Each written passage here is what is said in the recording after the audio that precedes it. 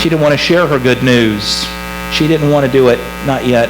You know, it seems to me that we have exactly switched the tables around. We flipped it around so that now we don't think it's disgraceful if you can't have children. We think it's disgraceful if you have too many. So many years ago, I had this woman in my church. Her name was Charlene.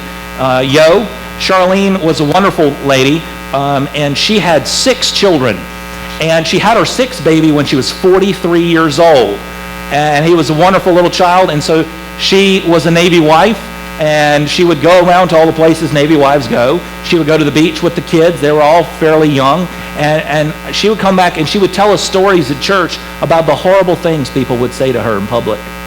One time, somebody actually stopped her, another woman, and said, "How dare you have so many children?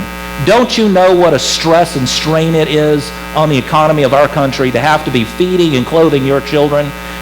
Don't you know that welfare is broke? Don't you know there's an overpopulation problem? Why don't you stop this? Is something wrong with you?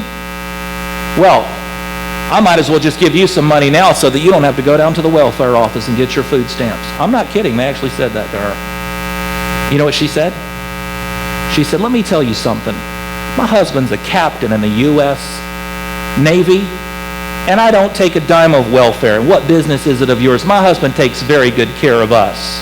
So if I want to have 6 or 16, how dare you?" That's what Elizabeth was doing when she went away. How dare you cast shame on me? I'm a servant of God, blameless in all my ways. And so he's chosen not to give me children. Well, guess what? Now he has, and I'm keeping it to myself for a little while. You just got to love heroes, don't you? By the way, you know what John's name means? God is gracious. God is gracious.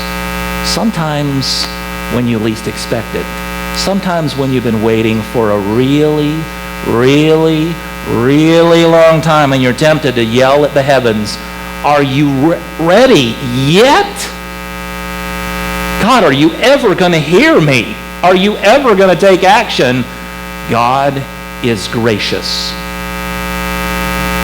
I don't know what the bigger miracle was, that Elizabeth was going to have a baby or that she kept it a secret for 5 months. But God is gracious. God is gracious to those who are enduring shame and disgrace. Are you there?